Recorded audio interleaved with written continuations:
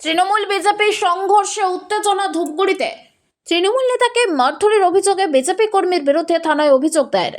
পাল্টা বিজেপি কর্মীদের ওপর হামলা, মারধরের অভিযোগ তুলে থানা ঘেরাও, বিক্ষোভ বিজেপির, ব্যবস্থা না নিলে পুলিশকে দেখে নেওয়ার হুমকি বিজেপি প্রার্থীর।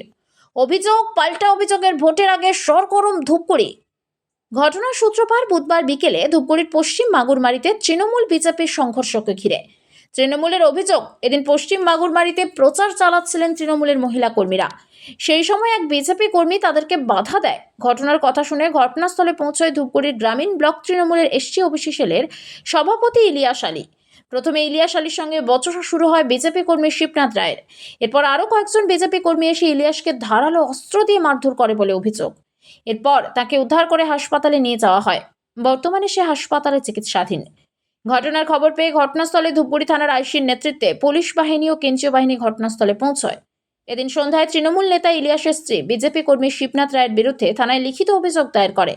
এরপর রাতে ধূপগুড়ি বিধানসভার বিজেপি প্রার্থী নরেশচন্দ্র রায়ের নেতৃত্বে বিজেপি কর্মীরা মিছিল করে থানা ঘেরাও করে। থানার সামনে মাটিতে বসে বিক্ষোভ দেখায়। তাদের অভিযোগ, তাদের কর্মী শিবনাথ রায়কে আক্রমণ করেছে তৃণমূল নেতা ইলিয়াস আলী। শুধু তাই নয়, বেশ কয়েকদিন ধরে তৃণমূলের দুষ্কৃতীরা তাদের কর্মীদের উপর আক্রমণ চালাচ্ছে বলে অভিযোগ।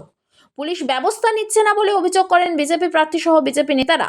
দীর্ঘক্ষণ পুলিশের সঙ্গে বচসা হয় বিজেপি প্রার্থী ও নেতাদের। ব্যবস্থা না নিলে পুলিশকে হুমকি দিতেও দেখা যায় বিজেপি প্রার্থী সহ নেতাদের। ঘটনায় চরম উত্তেজনা থানা চত্বরে। পরবর্তীতে আইসির হস্তক্ষেপে পরিস্থিতি স্বাভাবিক হয়। তবে বিজেপি নেতারা হুঁশিয়ারি দিয়েছে, আগামীকালের মধ্যে ইলিয়াসকে গ্রেফতার করা না হলে তারা ধূপগুড়ি অচল করে দেবে। পাল্টা বিজেপির বিরুদ্ধে অভিযোগ তুলে তৃণমূলের দাবি, বিজেপির বিরুদ্ধে পুলিশ ব্যবস্থা না নিলে তারাও বৃহত্তর আন্দোলনে নামবে।